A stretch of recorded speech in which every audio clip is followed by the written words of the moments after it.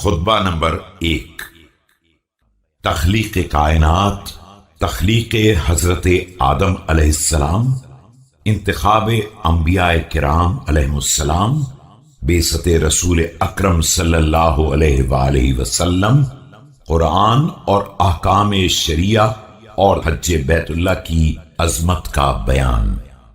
بسم اللہ الرحمن الرحیم۔ الحمد لله الذي لا يبلغ مدحته القائلون ولا يحصي نعماءه العادون ولا يؤدي حقه المجتهدون الذي لا يدركه بعد الهمم ولا يناله غوص الفطن۔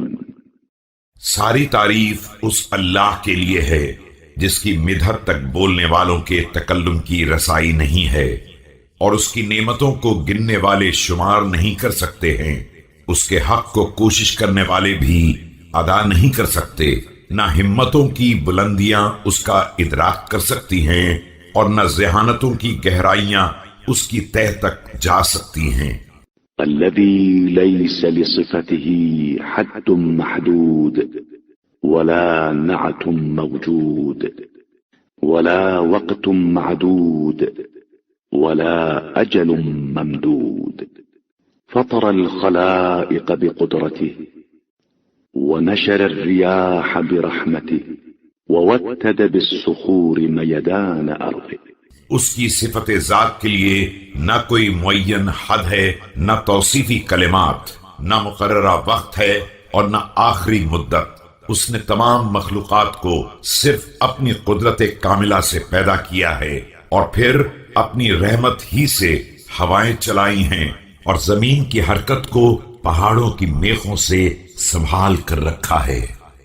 اول الدین معرفته وكمال معرفته التصديق به وكمال التصديق به توحيده وكمال توحيده الإخلاص له وكمال الإخلاص له نفي الصفات عنه۔ دین کی ابتدا اس کی معرفت سے ہے، اور معرفت کا کمال اس کی تصدیق ہے۔ تصدیق کا کمال توحید کا اقرار ہے، اور توحید کا کمال اخلاص عقیدہ ہے، اور اخلاص کا کمال زائد بر ذات صفات کی نفی ہے۔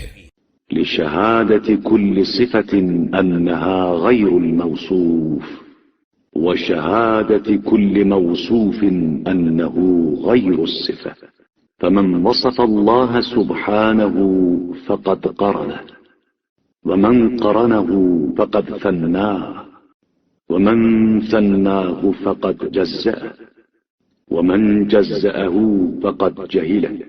کہ صفت کا مفہوم خود ہی گواہ ہے کہ وہ موصوف سے الگ کوئی شے ہے، اور موصوف کا مفہوم ہی یہ ہے کہ وہ صفت سے جداگانہ کوئی ذات ہے۔ اس کے لیے الگ سے صفات کا اثبات ایک شریک کا اثبات ہے۔ اس کا لازمی نتیجہ ذات کا تعدد ہے، اور اس تعدد کا مقصد اس کے لیے اجزاء کا عقیدہ ہے، اور اجزاء کا عقیدہ صرف جہالت ہے، معرفت نہیں ہے۔ ومن جهله فقد أشار إليه، ومن أشار إليه فقد حده، ومن حده فقد عده، فمن قال فينا فقد ذمنا، ومن قال على من فقد أخلى منه، كائن لا عن حدث، موجود لا عن عدم۔ اور جو بے معرفت ہو گیا اس نے اشارہ کرنا شروع کر دیا، اور جس نے اس کی طرف اشارہ کیا اس نے اسے ایک سمت میں محدود کر دیا، اور جس نے محدود کر دیا اس نے اسے گنتی کا ایک شمار کر لیا، جو سراسر خلاف توحید ذات ہے۔ جس نے یہ سوال اٹھایا کہ وہ کس چیز میں ہے، اس نے اسے کسی کے ضمن میں قرار دے دیا، اور جس نے یہ کہا کہ وہ کس کے اوپر قائم ہے، اس نے نیچے کا علاقہ خالی کرا لیا۔